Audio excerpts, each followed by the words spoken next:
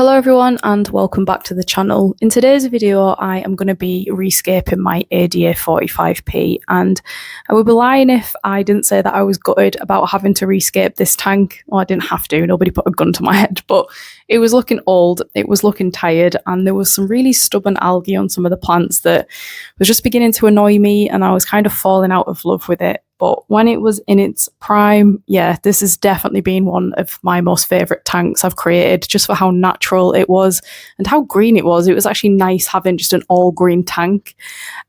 Just felt supernatural. So yeah, the reason that I've kept stripping down the tank in this video is because I often get asked, how do you do it? And to be honest, I don't really know if there is a right or wrong way of doing it. The only advice I can give is to be methodical and quite slow. Because when you start sort of like messing with the scape and the soil and things get up into the water column and it turns into a bit of a mud shake and you've got to catch fish and shrimp, it's a lot. So I would just say take out the hardscape slowly, take out as many plants as you can, drain some water, catch what you can, then take some more plants out, again, catch what you can, and just keep going slowly. You might find that you have to add more water back into the tank. It's not a fun process. It took me ages. Typically the shrimp had babies right before I stripped the tank. So this took me longer than actually scaping the tank, but be methodical and be patient. And then you can get on to scaping the tank, which is what we are doing here. So I'm using a base of aqua soil and I'm going to cover the whole tank with it. And this is because I'm going full stem heavy in a carpet. So I'm using Tropica just because it's an easy soil to work with. But as for scaping, this is going to be a little bit different. And I actually scaped this outside of the tank. Chicken was very interested. I think he thought that there was a new perch for him, just because it was wood. But yeah, everyone seemed to be interested in this scape. My tortoise also came and had a little look. But ultimately what I did was attach manzanita together using cable ties and created like a dual island type scape. I just measured it out and created like a footprint size bit of paper that I could scape onto, essentially like a little dojo. This is Rocky. I think she bonded with one of the rocks. Speaking of rocks, it is elderly stone that I'm using, as I've said, paired with manzanita wood. It is also quite expensive hardscape. The good thing is when you're doing it in a nano tank, it's not quite as bad. So then it was just a case of recreating what I'd created outside of the tank, in the tank, which never really goes to plan, but I guess at least it gives you an idea to work with. And I really wanted to do a dual island style scape, albeit this would have been a lot easier to do in a larger tank, but I really wanted to do it, so I gave myself the challenge of trying to do it in a 45p, which isn't a particularly big tank, but I do think when you have quite an impactful hardscape with lots of stems and lots of plants going on in a nano tank, they do look really cool and yeah, really impactful. There's a lot going on in a small space. It always looks quite impressive. So I'm hoping that I could create something like that. And yeah, it was just a case of putting in the hardscape in a way that looked nice and visually appealing, and kind of keeping one side more weighted than the other. So as you can see, the right hand side is a lot more dominant, and the left hand side, the scape is kind of a little bit further back, just to give a bit of a perspective. And then I just added some extra bits of wood just to kind of finish the shape. I then added some root tabs just because I knew I was going to be using stems, and stems are generally quite hungry. Rotalas will take nutrients up through both the leaves and the roots quite readily. So I wanted a good, strong substrate with lots of nutrients in, ready for the plants to go in. And then it was just a case of gluing things together once I was happy with it. So although the scape had been cable tied together, and that was just because I knew that I was going to knock this tank during maintenance because it's small and there's a lot going on. So the wood is cable tied and then everything else is sort of glued to the rock to prevent it from floating. And then it was time for planting, and this was really exciting because this was the first time I had used ADA plants, and there's a lot of cool plants in the ADA range, stuff that you don't really get anywhere else. This Ludwigia senegalensis being one of them, the Sphaerocarpa being another, which is a really interesting plant. I also wanted to try a a couple of stems that I've never used. So there's Rotala ceylon and there's also Rotala macrandra green. Again, stems that I've not used before, but they looked really beautiful, so I wanted to give them a try. Hydrocotyle tripartita mini, I've used the normal version. I imagine it's going to be pretty similar. And then just a few accent plants being crypts.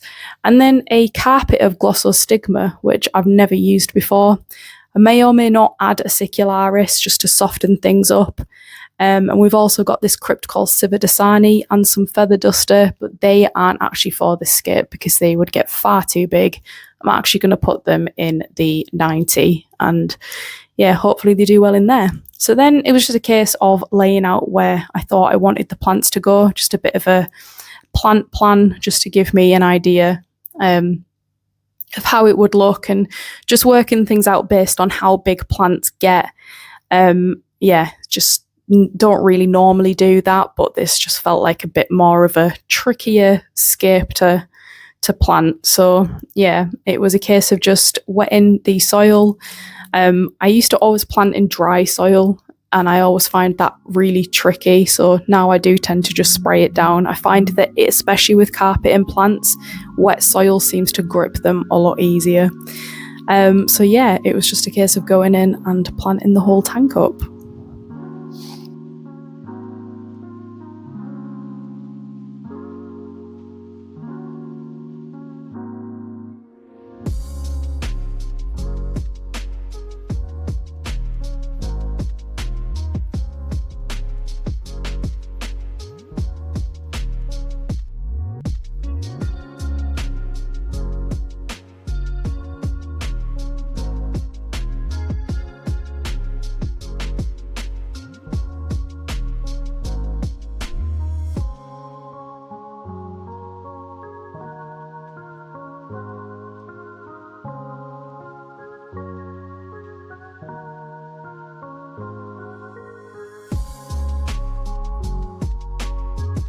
So a couple of days later, I did decide to add some hair grass into the tank. I just thought it would soften things up and just add another nice texture to the plant. And then 10 days later, you can see the growth was absolutely incredible. Even after just 10 days, I was really impressed. But I wanted to add some Pinnater Feeder UK, which is a slightly more redder version than normal Hygrophila Pinnater Feeder. It generally needs highlighting and low nitrates to achieve that. So I don't know if we'll get quite the red look that I've seen people get before. But I thought I'll give it a try. I never really have luck with Pinnater Feeder. It's one plant that I do often struggle to grow. But I thought, why not? We'll try it. It's a new, rarish plant. So I glued that onto the wood. And then 3 weeks later, like the stems had already reached the surface once. I'd already had to trim them. The growth was actually really impressive. So I was really impressed with the plants, the quality of the plants, how healthy they were. But the Hydrocotyle tripartita mini did start to take over a lot, and it was a plant that I did sort of regret putting in the tank. So it was time for its, I think, second trim at this point, maybe even third. And so I just went in and just pretty much cut everything extremely low in hopes that it would start coming back a little bit more bushy and a bit more compact. And I just sort of repeated this over the weeks. This is a tank that definitely needed trimming quite a lot and still does.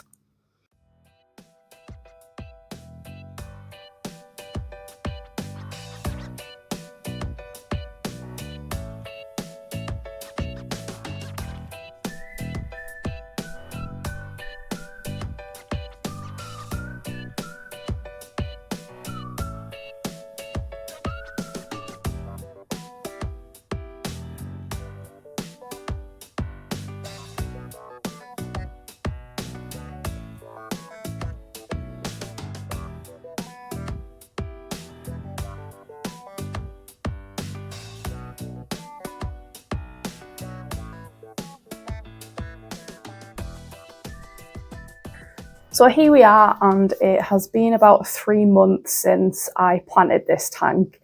And whilst this isn't quite the stage that I wanted to show the tank at, I did want it to grow in a little bit more. I was just kind of getting impatient, and I really wanted to get the video out because I'd had the build recorded, as I say, like 3 months ago. So It's not quite at the stage that I wanted it to be at for a final video, but hopefully you can kind of see what my vision was with the tank. So there has been a few changes, and the first thing that you might notice is the carpet. So I ended up changing the carpet to a Monte Carlo carpet. And if you remember, I originally used Glossostigma elatinoides, and it's a plant that I'd not used before, but one that I really wanted to try. And whilst I still really like that plant, the problem with Glosso is that it does, or it can, or it did in my case, carpet quite high. If you think of things like hairgrass, they send the roots really low down into the substrate, and it does just carpet the substrate quite deeply. Glosso kind of sits on top of it. And as I say, it did in this case, and I kept trimming it to try and sort of like make it grow lower and more compact, and it just never did. And whilst I always knew that the stones in this scape would be kind of like sacrificial, I knew the plants would grow over them. It did just get too high, and it kind of threw the shape and the scale off a little bit. So I ended up removing that and putting in a Monte Carlo carpet, which I actually really like. I do much prefer the colour. I think it suits the tank more. It's only just been added in the last couple of weeks, so it's not fully like carpeted yet, but it's definitely getting there. And the other thing I did was add a few pops of pink, and pink aquarium plants usually aren't my cup of tea. I always think they look like a little bit fake. Obviously they're not, it's a real plant. But I actually really like them in this tank, and I don't know if it's just because like they match the fish, because as you can maybe see, there is some ruby tetras in here. But it does pair really nicely with the Sphaerocarpa and the Monte Carlo carpet. So I do actually really like that plant, and it's called Cryptocoryne Pink Panther, or it sometimes goes by Flamingo, depending on which like plant brand you buy from. As for like the stems, so they grew really quickly. They reached the surface very quickly. So I've constantly been trimming them, but they've just not quite got to the bushiness or the shape that I really wanted yet, as I say, for this final video.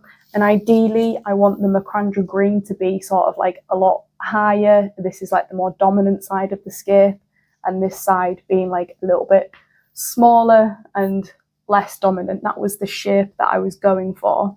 But I did end up pulling out the macrandra green and sort of sorting through it. Not because there was anything necessarily wrong with it, but I did let it grow too tall, and I didn't trim it on time. So a lot of the lower stems weren't looking great, and it had kind of like uprooted itself. It was just like this big mass. And also the Hydrocot Ultra Partita Mini, which I don't think I'm going to use again in maybe any tank. I say that, I've got it in my shallow tank, but it's immersed. But in a nano tank, it takes over so quickly, and it was almost strangling the stems, and it was really like tangled and intertwined with the macrandra. And yeah, I just thought, right, I'm going to pull that out, and I'm just going to replant all the healthier stuff. So it's neither at the size that I want or sort of like the colour, but hopefully you can see, as I say, the shape that I was going for. One thing that I didn't fully realise, but I do actually kind of like, is that this plant here, Rotala ceylon, by the way, is absolutely stunning, and it might be one of my new favourite stems. It gets such a delicate, like pinky, peachy, like tip to it. And I imagine if I turned the lighting up, which I'm not going to do, just in case of algae, but it'd be more intense. But it is a really nice plant. And macrandra green almost gets like a similar colour to it. It's just the leaf shape is slightly different and a bit thicker. So they complement each other quite nicely, but they do kind of look the same. One plant that did not go well is the senegalensis, the Ludwigia species. I was under the impression that it was a medium category plant, and this is a Chihiros Slim RGB2. And we've got CO₂, and the soils gets root tabbed. So I was thinking it had everything it needed, but it hasn't done anything. I don't even think it's in there. So that didn't work, which is a shame because it's such a cool plant. I do think it got overcrowded very quickly by the Rotala, which grew extremely quickly. So that might be what caused that. In terms of like issues, the only thing that I guess I've had is some algae like BBA on the wood, and I think that's down to one, the flow, but two, I have used this wood before and it did the same thing in that tank. I don't know if it's just it's releasing organic still, but it's getting a lot better. Like, I'm not having to clean it as regularly, but that branch there is covered in it, but it just scrapes off quite easily, so I'm not really too worried about that. And as for stocking, there is, as I said, some ruby tetras. There's only 3, and I will be adding some more when they get them in at the shop.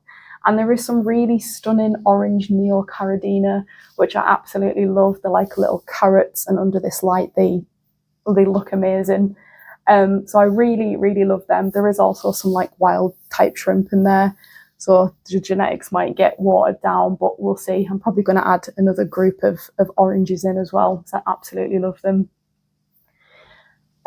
But yeah, as for the tank, I went through a bit of a love-hate relationship with it in the beginning. I was almost just going to take it down and not do the video because it required so much attention, maintenance, trimming. I have to trim it every week. It's a 45p. It is a good depth of soil in the back, so it's not really that much height for a stem to grow, so no wonder that it reaches the top after a week.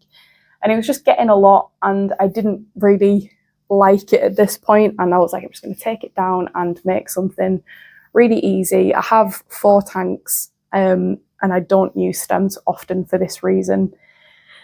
But then it did start to take shape, and now I do really like it. So I don't know what to do. I might keep it running for a little bit longer, kind of get it to its peak, take a final photo, and then maybe go from there. But yeah, I started off not loving it, and now I quite like it. As I say, I wish it could be in the sort of state that I wanted it to be in to show you guys it, but hopefully you can kind of see what the intention was with it. We've kind of lost the Jewel Island vibe, but I kind of don't mind. I do like how the plants have taken over. And that was one thing that I wanted to do with this tank. I just kind of wanted to see what survived. It's a bit of an ADA way of doing things, and I guess I just wanted to do that, just plant a load of plants in and see what takes over. So yeah, I'm just going to leave you with some cinematic footage if you want to watch that, get a closer look at the plants and the inhabitants and things like that. I'm sorry that I've not been uploading as regularly, but I kind of just want to go quality over quantity and actually have a video that's hopefully worth watching. So thank you very much. Thank you for your support. Thank you for all the new subscribers. And maybe when this is more in the state that I would like it to be in, and like trimmed to how I really want it to be, we'll maybe do another update video then. So yeah, I will catch you on the next one. By the way, if you dig in the shrimp tea, it's neocaridina species, you can get this over at aquascapeandapparel.tmail.com. Yeah, thank you, and see you on the next one.